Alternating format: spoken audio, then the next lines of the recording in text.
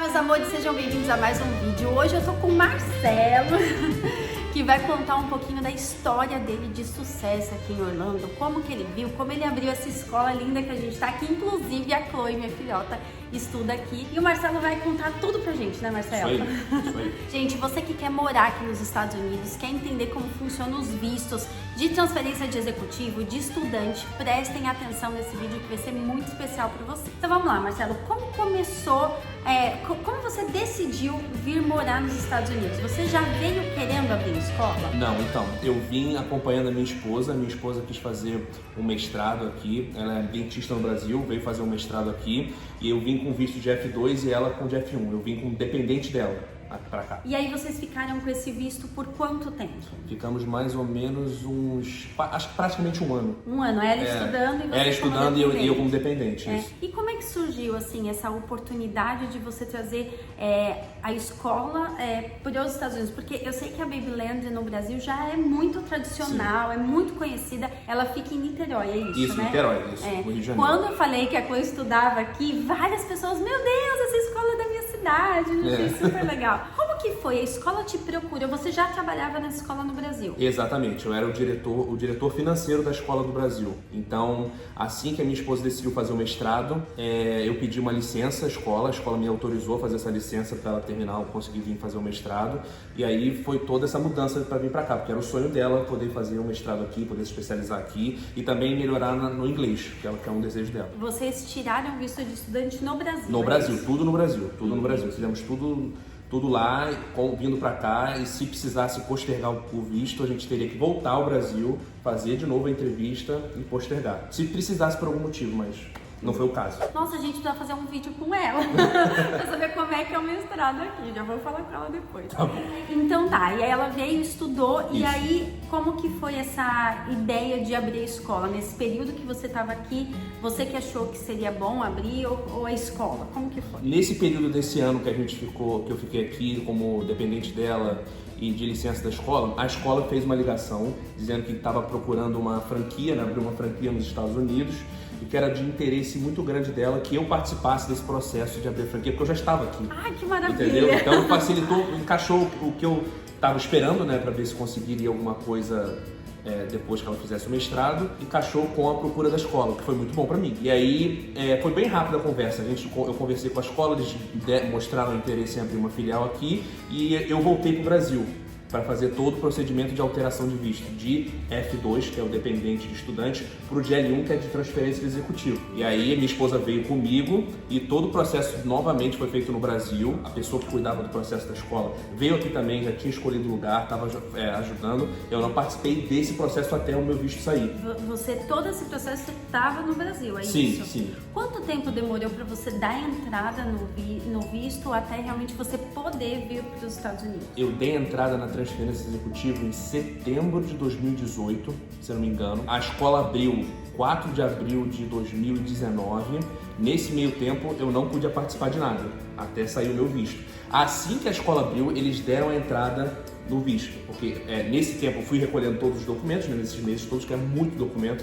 Só o meu processo deu, eu acho que 700 algumas coisas, em algumas páginas. Foi bastante coisa. Eu imagino na hora da entrevista com a imigração. Eles pegam aquele livrão e falam, vamos conversar. Pra quem tá no Brasil assim e de repente tem empresa, quer trazer uma franquia pra cá, pra você se encaixar nesse visto, né, como executivo, o que você precisava ter de especial? Então, primeira coisa que a empresa ela tem que fazer sentido para o Estado, porque o que acontece? Uma das principais coisas que eles avaliam, até na minha renovação foi avaliado assim, na renovação do meu visto de trabalho, quanto de emprego que eu gerei, o quanto que de mão de obra, o quanto que eu movimentei de dinheiro, quanto que eu fiz os reportes do IR, né, que eles conseguem acompanhar o quanto que movimentou de dinheiro no imposto de renda e principalmente quantos postos de trabalho eu gerei aqui pro condado, porque uma das coisas que eles mais bateram na tecla é quanto que você tem de emprego, quantos americanos você está empregando, quantos imigrantes você está empregando. Ah, sim, mas aí quando você já estava aqui. Sim, isso. Tá, mas e quando você estava no Brasil? Então, quando eu estava no Brasil, eu tive que fazer essa projeção. Entendeu? Entendi. Eu tive que explicar, olha, vamos abrir uma escola, precisam de mim. A gente faz reuniões mensais com o Brasil. sobre toda a evolução do processo, sobre como que a escola está crescendo. E como eu já tinha um background de escola, que eu já estava trabalhando no Brasil há 7, 8 anos na escola, eu já tinha mais ou menos o que eles esperavam ver dos resultados financeiros, do que eles esperam pedagogicamente falando. Então isso tudo eles avaliaram. E você acha que o fato da escola do Brasil ser já tradicional, ter bastante ano no mercado, facilitou? Bastante. Bastante, porque eles pediram, por exemplo, também todos os informes de rendimento da escola do Brasil. E aí eu tive que mostrar quase 10 anos que a escola tem muito aluno, que a escola faturou muito, que a escola tem despesa, que tem receita. Então, assim, eles avaliam tudo. São 700 páginas que eles pegam desde que eu comecei na escola até o dia que eu pedi a transferência. Exatamente. Isso. E você é formado em quê? Então, é outra coisa que eles também pedem. Eles pedem o quanto que eu vou agregar, quantos postos de trabalho tem e o que eu me diferencio academicamente de um americano, entendeu? Eles perguntam isso também. E aí eu tive que dar, que eu tenho mestrado, que eu tenho pós-graduação, que eu tenho faculdade de administração, que eu já lecionei na faculdade, até isso eles me perguntaram, que estágio é esse que você fez aqui? Aí eu tive que explicar, não, quando eu estava na faculdade eu fiz um estágio, que eu dei aula para as crianças, não para as crianças, mas para os iniciantes da faculdade. Isso tudo eles perguntam, eles querem saber tudo. E além de tudo isso, Marcelo, você tinha que ter o inglês fluente, porque a gente sabe que algumas áreas, algumas empresas aqui, eles não é obrigatório ter o inglês, claro, mas é importante. Mas no seu caso, que é como financeiro, numa escola, né, trabalha com educação, o inglês é importante? Acho que na minha área mais do que nunca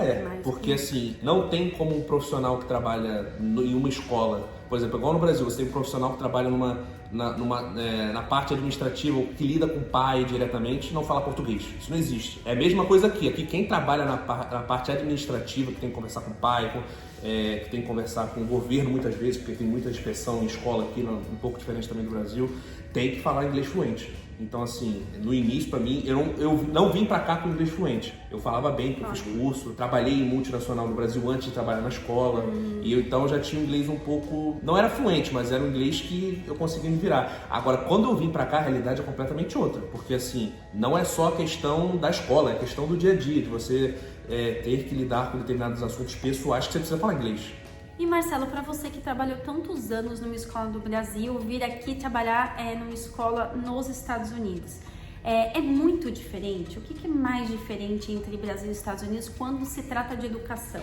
Olha, é muito diferente, muito, assim, não dá para comparar, porque primeiro que o americano aqui com educação básica, que é educação infantil, não tem o mesmo nível de seriedade no sentido de, por exemplo, matrícula. Vou te dar um exemplo. Quando você faz a matrícula no Brasil, você faz normalmente um contrato anual, em um ano inteiro. Aqui, a pessoa pode entrar numa escola, fazer a inscrição para começar numa educação infantil e no outro dia ir embora, se ela quiser. Não tem apetrechos legais que façam o aluno ficar um ano inteiro, entendeu? Diferente do Brasil. Então, assim, o aluno vem, fica, se quiser, por exemplo, isso é comum até aqui, você deve saber.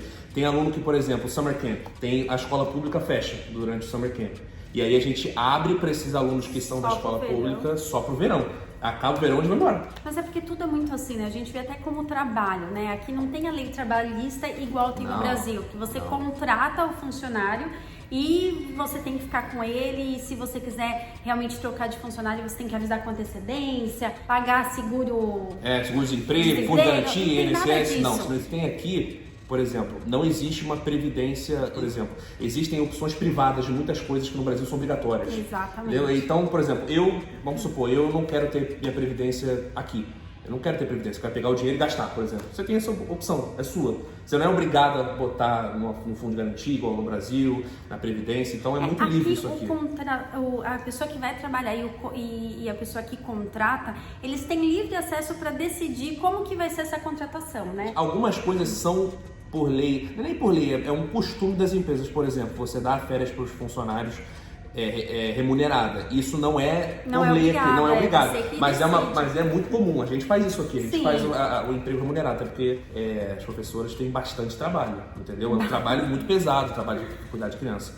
E também existem outras coisas que é até interessante falar, que no Brasil não tem, e que aqui, eu falei um pouco da liberdade daqui, mas existem também algumas coisas que os funcionários daqui têm que fazer, que no Brasil não existe. Vou te dar um exemplo. Para você trabalhar em uma escola, qualquer escola, pode ser primária, kindergarten, pode ser qualquer uma. Você precisa fazer uma coisa que a gente chama background checking. Isso no Brasil não existe, que é o quê?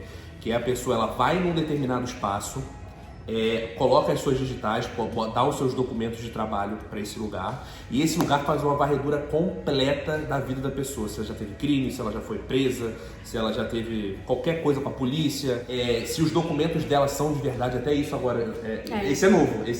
Existe um site que chama E-Verify, que toda escola de educação básica em Orange County e Seminole County precisa usar. Que é o quê? Você vai, coloca o social da pessoa, o Social Security, coloca o cartão de trabalho e o site do governo te avisa se aquilo é de verdade, se é factível, entendeu? O governo aqui, ele busca muito a transparência nesse sentido de, olha, ela pode trabalhar, a gente olhou tudo da vida dela e tá aqui o resultado pra você, entendeu? E é até importante falar, né, porque tem muita gente que fala assim, ai Duda, mas então eu quero trabalhar na escola, né? Não, você recebeu né? vários, Já, assim, muitos, né? todo dia. Gente, não é simples assim. Pra você conseguir trabalhar numa escola aqui, você tem que ter permissão de trabalho, Sim. você tem que ter um visto específico. Isso não é a escola que vai dar, às vezes você tem que vir já preparada para isso. Então, é um processo demorado. Ou a escola tem que dar entrada no seu processo lá do Brasil, que tem muitos custos para a escola. Sim. Então, não é assim, gente. Não, em todos eu explico a mesma coisa. Olha, a gente até hoje, você sabe, a gente está procurando um professor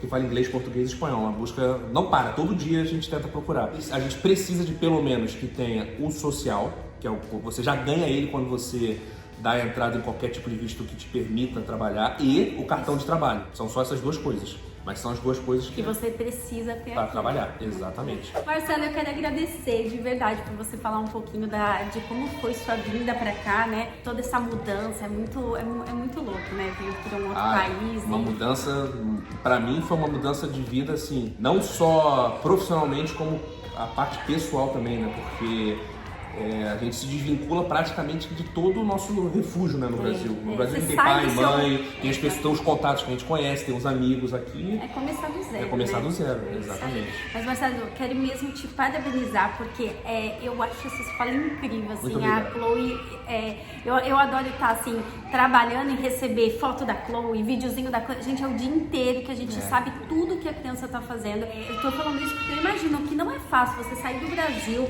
trazer uma escola pra cá, começar do zero aqui, né? Porque a escola no Brasil já era antiga, mas aqui começou do zero, né? Sim. E vocês já estarem aí há tanto tempo sendo referência hoje nos Estados Unidos, não só para brasileiro, mas para americano, espanhol, hispanos e tudo mais.